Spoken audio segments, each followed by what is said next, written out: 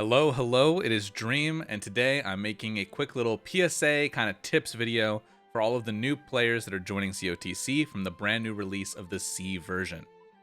If you have not already, I have a beginner's guide on my channel. I will link it down in the description down below. A lot of you have already been watching it this week though, which is what prompted this video. So if you've already watched that and you kind of know the basics of what's going on and what you're going for, let's talk a little bit more in depth about things that basically I wish someone had told me or reinforced in me back when I was a new player in this game. And so the first thing is basically, you don't need every single 5-star. That was something that I was very adamant about doing on the release. Luckily, I got it in only like $130, something like that. I re-rolled until I got like 4 of them, and then I basically spent until I got the other 4, which was super unnecessary. I ended up using a lot of the 4 stars in most fights anyway to be more like calculated on a certain attack or a certain kind of strategy. So that's the first thing that I want to reiterate to you guys, is that there is zero reason to go for every single 5-star. My advice to all of the C players who are re-rolling this week is that you want to basically open your game, start with Lynette. If you don't have Lynette, that's a re-roll straight from the get-go. Once you have Lynette as your starter, then you go on and you continue on through the little prologue, and then you try to get a Cyrus. Once you have a Lynette and a Cyrus, you're basically good to go. All your 4 stars will help fill out the rest of your ranks. Smooth sailing from there. You can spend your Traveler Seals as you get them, since those are just free standard banner pulls. However, I recommend from that point on, basically just hoarding all of your rubies. Which brings us into our second topic, the banner order for C. A lot of people have been asking, what are upcoming units that I should be saving for? What should I be looking forward for? What should I pull next for, basically? And the answer is that no one really knows. EN got a dramatically different release schedule week by week from Japan. And I assume, like you guys getting Cyrus day 1, you guys are also going to be very different from the English release schedule. So as banners come through, if you're in the Discord that I'll link in the description down below and in the pinned comment, if you're in there, the staff will do a write-up on every single banner that comes out, offering you guys like kind of an overall view of the character and advice on if you should pull or not. And so that'll keep you up to date as characters release. But basically, a lot of the characters that are probably coming early are going to be skips. Most of the early on characters nowadays in EN, we see almost no use of. A lot of characters get power crept pretty fast when collab units start coming out. And so the advice is definitely to try to hold strong through those early banners, as tempting as they might be. Because once you start getting to the collabs, once you eventually start getting to MTs, if you were the kind of player that held onto a stock of like 14,000 rubies at that point, you are going to be in such a better place than someone who spent those 14,000 rubies getting a copy of Heathcote, getting a copy of Therese, getting a copy of Honnet, or trying to go for dupes of any of the COTC 8. So please do not be afraid to let those rubies stockpile. The bigger they are, the more you're going to be thanking yourself later on, especially if you're free to play, but even as a spender. A lot of the early banners aren't paid. A lot of them don't have bonuses that are worth it for paid rubies. And then obviously a lot of the money that you're going to be spending is going to be power crept pretty fast, like in the next 3 to 6 months. So $300 that you spend right now if you're a spender is going to be way better well spent when you save for special packs that give you bonus paid rubies, and when used on banners that give you better odds or a guaranteed unit at the end. But once again, if you want patch by patch releases on if you should pull and if you should not pull, please join the Discord down below. And then the third tip is something that I kind of already nudged at a little bit in the last ones, was that basically you do not need awakenings in this game. JP did not have awakenings in their game for the first year of their entire game cycle. Everything at the beginning of the game is balanced around you being a 0. It is super unnecessary at this point in the game to use your awakening stones to awaken your characters. So that makes it even more unnecessary to go out of your way to try to pull dupes of them at this point in the game.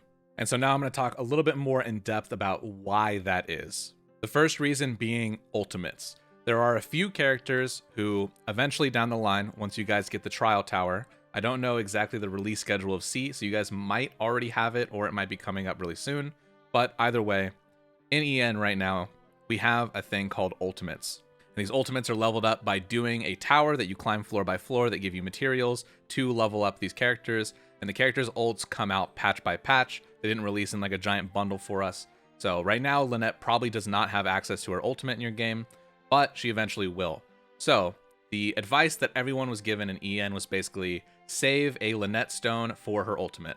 You can level up every character's ultimate from 1 to 9 using free materials that you get from the tower. However, from 9 to 10, there's usually a big jump, including the ability to be able to use the ultimate twice in a single battle, and the ability to fill up its gauge with just one use of 3 BP. So in Lynette's case, that means that at the start of a battle, she can come from the back row to the front row, giving her swap passive, use her active buff to buff the entire front row with her active buffs, and then that'll set her up for turn 2 to be able to use her ultimate for special buffs on top of all of that. Meaning that in just the first 2 turns of a battle, Lynette can give you all of her passive buffs, all of her active buffs, and all of her special buffs right away. This is a very, very big boon to clearing hard content later in the game. This isn't unique to Lynette, she's just one of the very first characters that you can start working towards saving this stone for. So because of that, if you do get a Lynette stone, definitely hold on to it. You're going to be using it on her ulti level 10, 100%. However, even if you get a dupe of something like Viola, right? Viola doesn't really need her A1 to be useful in the fight. She is a debuff queen. Her damage output is going to get dwarfed by other thieves as they release. However, she will still stay relevant for a long period of time, just being a debuff queen and just breaking shields.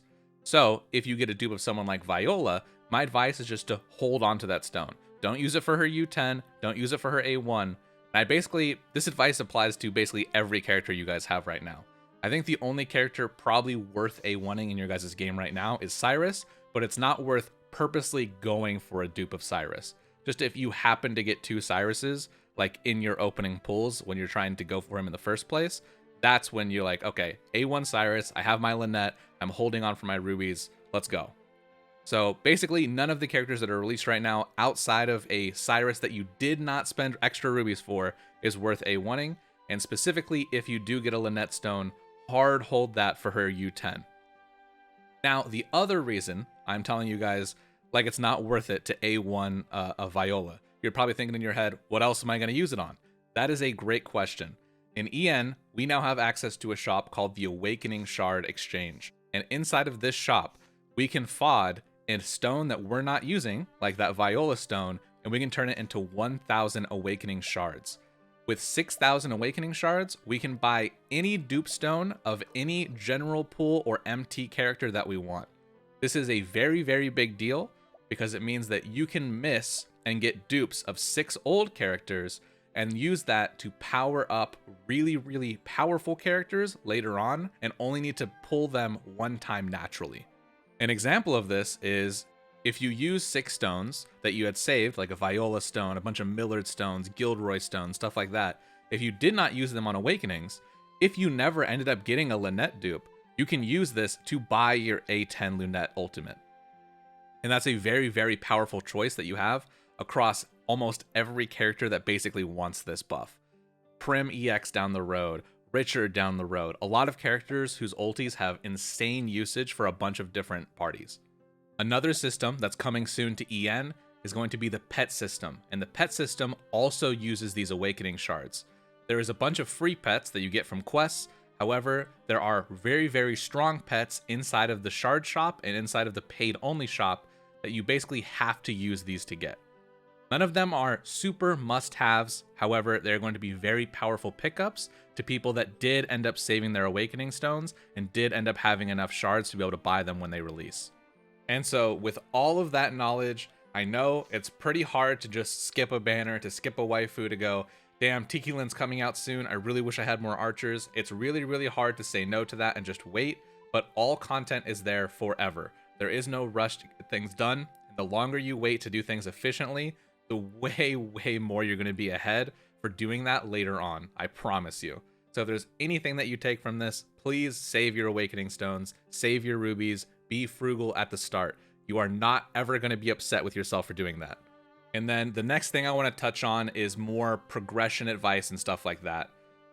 Basically, I bring this up, I think, in my beginner guide, but the main ways to level up at the start of the game are to do the guaranteed Kates outside of each of the 3 starting towns, along with doing your add Kates every single day. These are super worth doing. They're going to power level your roster all the way up to their current caps.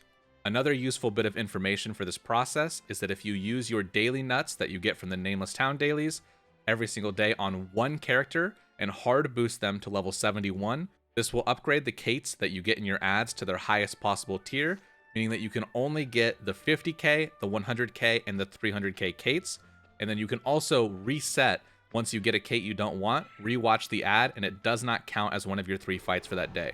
So you can basically guarantee yourself, if you're willing to watch ads over and over again, 3 Choi Cubby Kates or 900,000 EXP per character every single day.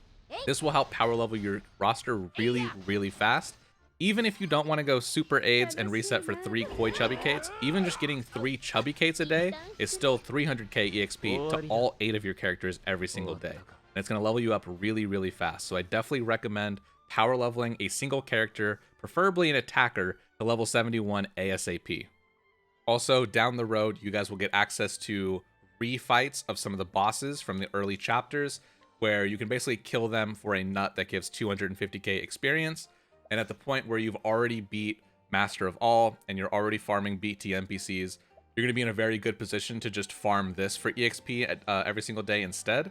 And you can basically do it unlimited as many times as you're willing to sit there and do it. And you can basically power level your entire roster at that point when that comes out in the game, which shouldn't be too far out, I imagine, for C. Another good form of EXP that you guys are going to be getting throughout the game is your hunts. These are also how you get your limit break stones to level up your 5 stars past 80 and your 4 stars past 60. These are a daily thing that you do. They are unlocked through Nameless Town quests. So anytime you see a side quest for the Nameless Town, do not skip it. Go do it. It'll probably unlock a cool feature for you down the road. So your hunts will eventually lead to unlocking expert hunts in a future patch. So you'll be able to do 2 sets of hunts every single day. And then when the Bravely collab comes out, you guys will get access to 3 types of hunt every single day that all give you limit break stones and all give you EXP. And then kind of tied into hunts and definitely tied into your weapon progression coming up is BT NPCs. Right now, you guys have access to the starting 4 BT NPCs that I'm showing on screen right now. I will also be including a list of all of their weaknesses and the next 4 BT NPC weaknesses.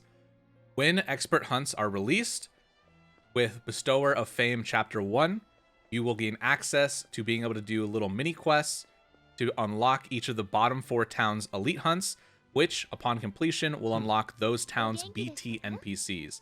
Battle-tested NPCs are level 80 hard challenge NPCs at the start of the game that, when killed for the first time, will give you a BT weapon. These are basically best-in-slot weapons in the early part of the game, and they are eventually used as a material to level up weapon series from 3 to 4. So you'll be farming a lot of these throughout the game's lifetime. Once you get to the point where you have completed Master of All, you are probably leveled up and powerful enough to start taking on these BT NPCs and start farming them. Their weapons are farmable indefinitely by using the Impress option on them, defeating them, trying to get their drop from the actual drop screen upon killing them, and then they will join your ally list. You go to your ally list, you release them from your ally list, and then you can impress them again over and over again in that cycle until eventually you have farmed enough weapons for the characters that you currently have, and then eventually you're going to come back and farm them, like I said, when you're upgrading your weapons in the futures from 3s to 4s. And that is basically you guys' current endgame. You guys are trying to complete the story up to where it is, farm BT NPCs, and start unlocking all of your side content, your dailies, and your hunts. If you guys have any other questions that I did not cover in this video, please feel free to shoot them down in the comments down below, and I will answer them to the best of my ability. Again, please join that Discord.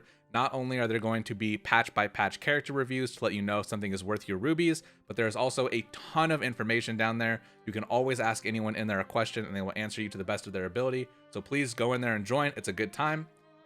Like and subscribe, all that good stuff. Thank you guys for watching. I have been Dream. Until next time, stay safe, stay cute, much love, a boo, a yeah.